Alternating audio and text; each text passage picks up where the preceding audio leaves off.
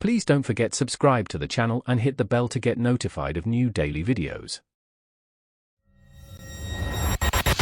I swear, some days I think my brain just decides to take a vacation without telling me. This past Saturday was one of those days, and the consequences were spectacularly awkward.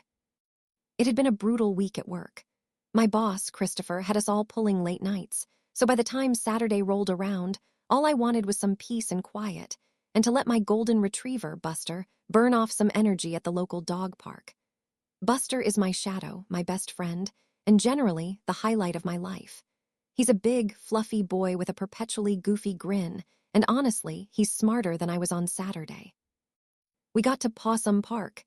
Yeah, I know, but it's a great park, and I unclipped Buster's leash, watching him bound off to greet his furry friends. I found a bench, pulled out my phone, and was just starting to decompress when my sister, Isabella, called. We got chatting, and I was half listening to her recount her latest dadding disaster, half watching Buster play fetch in the distance. After about 20 minutes, I decided it was time to go. I spotted what I thought was Buster trotting past a group of labs. He had the same shiny coat, the same bouncy gait, the same slightly too large head. "Buster, come on, buddy," I called out, still on the phone with Isabella. The dog turned, wagged its tail enthusiastically, and trotted right over. Perfect. I knelt down, gave its head a quick rub, felt just like Buster, and clipped the leash on, all while making appreciative noises about Isabella's terrible date.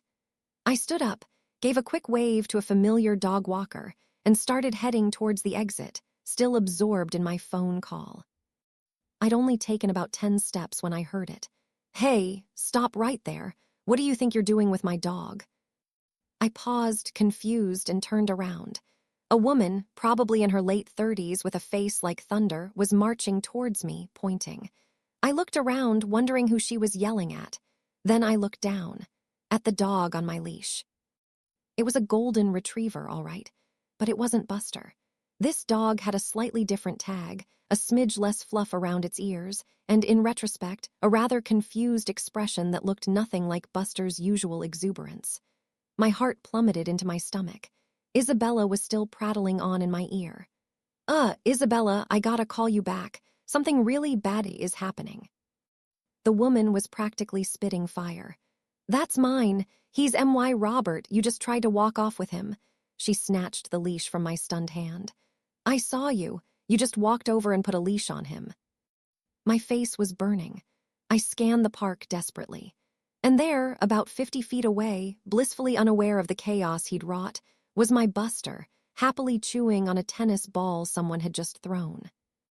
No, I swear," I stammered, pointing a trembling finger. That's my dog, Buster. Over there, I honestly thought this was him." The woman, now identified as Robert's owner, scoffed. "Right, and I'm Queen Elizabeth. Randy," she yelled. "Park ranger, I need a park ranger." Sure enough, a minute later, a stern-looking park ranger named Ms. Nelson was walking towards us, drawn by the commotion. Robert's owner, a formidable woman named Jessica, quickly explained that she'd caught me red-handed, attempting to steal her precious Robert. My explanation, that I was an idiot who couldn't tell two nearly identical golden retrievers apart while distracted by a phone call, sounded absolutely pathetic. Ms. Nelson looked from Jessica's furious face to my mortified one, then at the two golden retrievers. I had to call Buster over and show her his collar, his microchip registration on my phone, and point out the distinguishing scar he had on his nose from a puppy mishap. Jessica, still glaring, eventually calmed down when it became undeniably clear that my Buster was indeed my Buster, and her Robert was indeed her Robert. The ranger, thankfully, found the whole thing more amusing than alarming once she established I wasn't a professional dognapper.